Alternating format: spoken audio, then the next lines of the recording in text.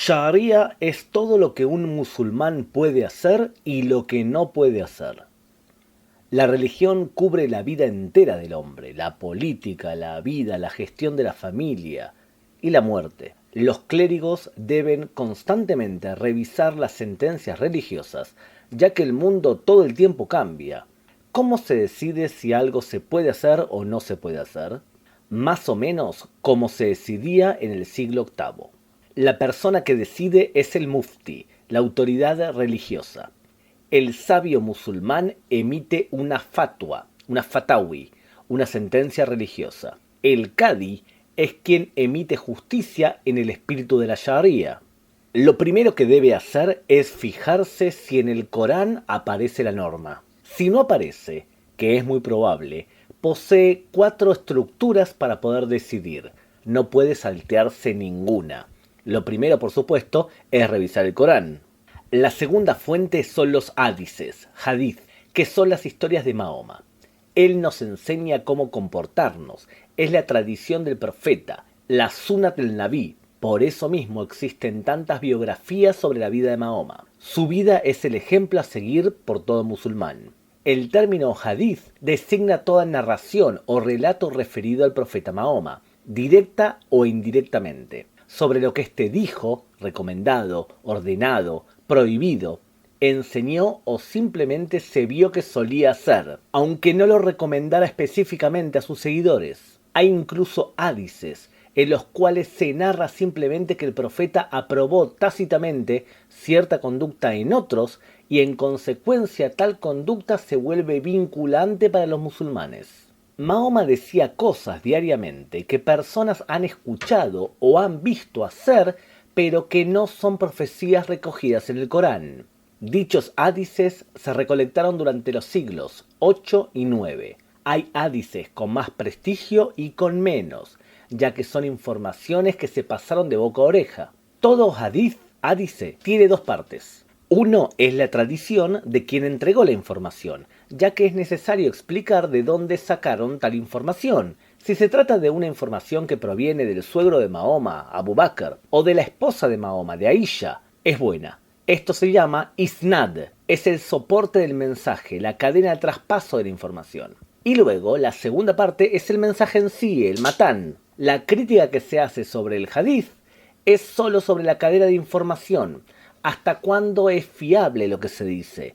Es suficiente que no sepamos algo sobre una persona para debilitarle. En cualquier caso, según el arabista Joan Bernet, la transmisión oral de los hadices en el Islam primitivo no fue siempre tan fiel como cabría desear y por ello se encuentran versiones contradictorias de un mismo hecho. Así, podemos dividir entre 3 tipos de hadices: los que son confiables, los que son buenos y otros que son débiles. Una minoría de los musulmanes afirman que cualquier hadith, no importa cuál haya sido la cadena de transmisión, que contradiga al sagrado Corán debe considerarse como una fabricación. La tercera fuente de la legislación es el qiyas, la relación lógica. Si dice que no puedo tomar vino, entonces no puedo tomar alcohol, se puede hacer este qiyas a un párrafo del Corán y también a un hadith, a los hadices. Por último, la cuarta fuente es el ijma, que es lo que muchos sabios concuerdan. Citaremos a muchos sabios para decidir, o en la práctica dice que veamos cómo es que el público se comporta, ya que no tengo los elementos para decidir. Así, espero un tiempo para ver el desarrollo del comportamiento. La comunidad decidirá porque Alá no dejará que la comunidad de fieles se equivoquen. Por ejemplo, hasta el siglo XVI no había un café en Jerusalén. Tras 30 años se decidió que se puede beber en un café. Sobre este punto también se decidió sentenciar sobre las tumbas de los santos o de los justos. Sumado a estas 4 fuentes existe un agregado posible que no se toma de la sharia convencional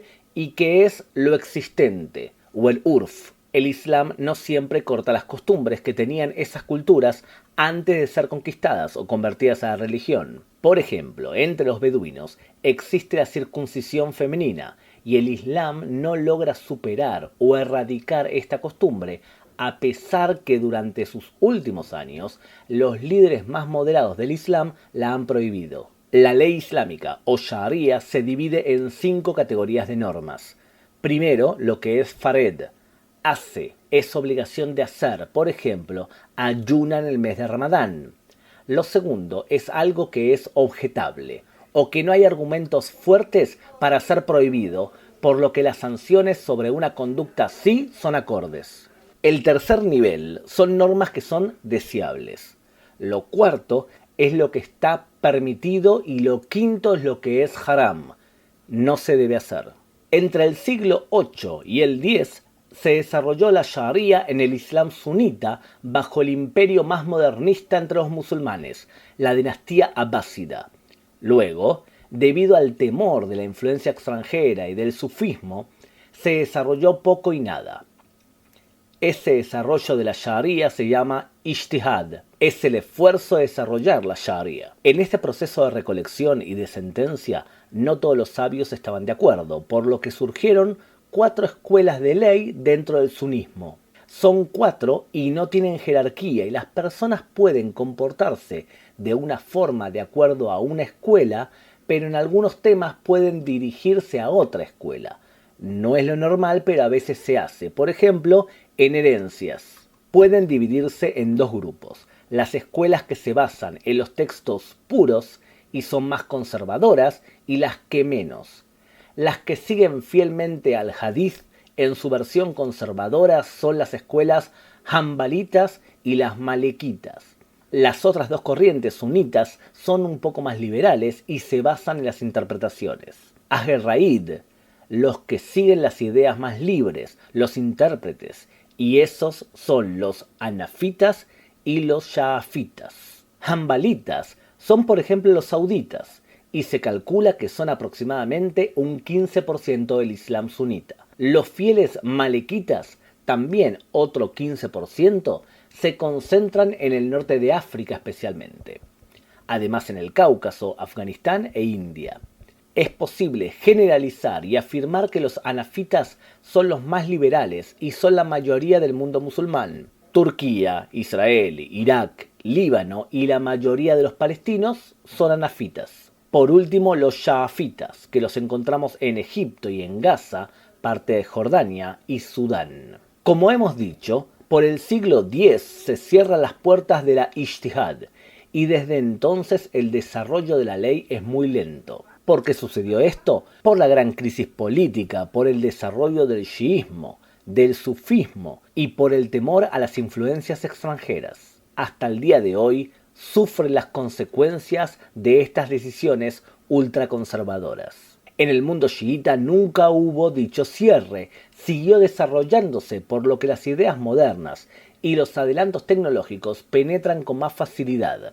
El hecho que en el principal país chiita, Irán, estén gobernados por una teocracia ultra radical no significa que la población también piense como sus líderes. En Israel, las autoridades aceptaron reconocer las cortes religiosas musulmanas. Si hay contradicción entre la ley estatal y la religiosa, se impone la estatal. Lo mismo ocurre entre los judíos y otras religiones. Las cortes musulmanas deben y pueden tratar solamente 3 temas: casamientos o divorcios, herencias y temas de propiedades religiosas o waqf. Por ejemplo, en temas de poligamia, la mayoría de veces los musulmanes se casan en Jordania para mantener la poligamia y a veces el Qadi local los casa aunque declara que pasará el tema al Ministerio del Interior, ya que en Israel la poligamia está prohibida. La Universidad El Azhar en El Cairo, Egipto, es una de las universidades más importantes en lo que refiere a la jurisprudencia islámica sunita. Entre los sabios sunitas que emiten fatwas encontramos a líderes moderados u otros tantos, muy famosos y aceptados en el Medio Oriente, como Yusuf al-Qaradawi.